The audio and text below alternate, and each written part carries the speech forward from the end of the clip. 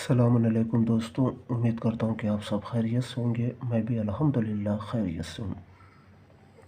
دوستوں، جیسا کہ آپ اسکرین کے اوپر دیکھ رہے ہیں، محبت کا نہایت ہی مجرب وظیفہ، ٹھیک ہے، یہ واقعاً بارہا کا آزمایا ہوا ہے۔ لیکن یاد رہے کہ اگر آپ کی محبت سچی ہے تو میں پورے یقین کے ساتھ کہہ سکتا ہوں کہ آپ کی محبت آپ کو واپس مل جائے گی، اور آپ کا محبوب اس قدر آپ کی محبت میں بے چین اور بے قرار ہو جائے گا کہ آپ نے سوچا بھی نہیں ہوگا۔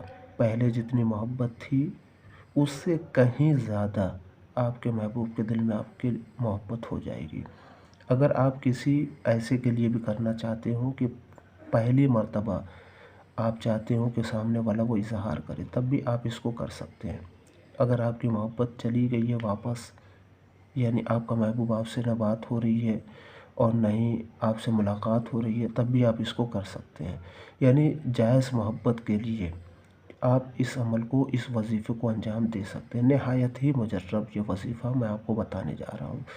صرف آپ نے کرنا کیا ہے، ایک نام ہے، اسی نام کو آپ نے بولنا ہے، بس اتنا ہی آپ نے کرنا ہے، اور اپنے محبوب کا پورا تصور رکھ کر کے آپ نے اس نام کو بولنا ہے، ٹھیک ہے۔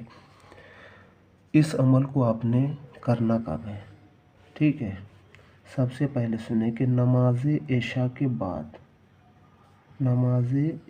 بعد، ٹھیک ہے، کسی بھی دن آپ کر سکتے ہیں اس کو۔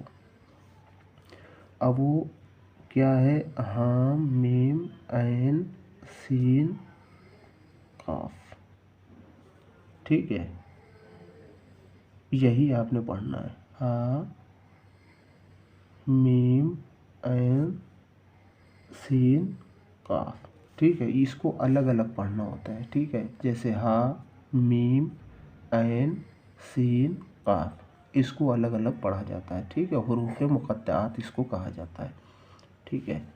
آپ نے دیکھا ہوگا قرآن مجید کے اندر بھی اس کو آپ نے پڑھنا ہے، ٹھیک ہے۔ کتنی مرتبہ پڑھنا ہے؟ 278 مرتبہ، 278 مرتبہ اس کو آپ نے پڑھنا ہے نماز عشاء کے بعد۔ اول آخر آپ نے جو ہے 11 مرتبہ درود پڑھنا ہے، ٹھیک، اول آخر، یعنی پہلے آپ نے 11 مرتبہ درود پڑھا، اس کو آپ نے پڑھا حام میم عین سین قاف 278 مرتبہ، پھر 11 مرتبہ درود شریف پڑھا، ٹھیک ہے۔ اس کے بعد آپ نے کرنا کیا ہے؟ الحب، یہاں کے اوپر آپ نے نام لینا ہے، فلاں بن فلاں، الحب فلاں بن فلاں، ٹھیک ہے۔ یہاں کے اوپر اپنے محبوب کا نام لینا ہے ولدیت کے ساتھ، یعنی اگر کوئی لڑکا کسی لڑکی کے لیے کر رہا ہو تو وہ کیا نام لے گا؟ فلاں بنتے، ٹھیک، فلاں بنتے فلاں، یعنی لڑکی کا نام اور اس کی ماں کا نام، اور لڑکا جو ہے یہاں اپنا نام لے گا اور اپنے والد کا یعنی فادر کا۔ اگر کوئی لڑکی کسی لڑکی کے لیے کر رہی ہو تو ٹھیک ہے، یہاں کے اوپر لڑکی کا نام اور لڑکی کے والد کا نام، اور یہاں کے اوپر اپنا نام اور بن کی جگہ بنتے، پھر اس کے بعد اپنی والدہ کا نام۔ یہ جو ہے آپ نے کرنا ہے، بس اتنا ہی ہے۔ اور جس وقت آپ اس کو پڑھ رہے ہوں، اپنے محبوب کا تصور جو ہے وہ بہت ضروری ہے، یعنی ایسا تصور رکھنا ہے کہ جیسے آپ کا محبوب آپ کے سامنے ہی بیٹھا ہو، ٹھیک ہے۔ بالکل اس طریقے سے پورے تصور کے ساتھ اس کا آپ کریں۔ یہ وظیفہ واقعاً نہایت ہی مجرب ہے، بارہا کا آزمایا ہوا ہے، یہ گفٹ ہے آپ کے لیے۔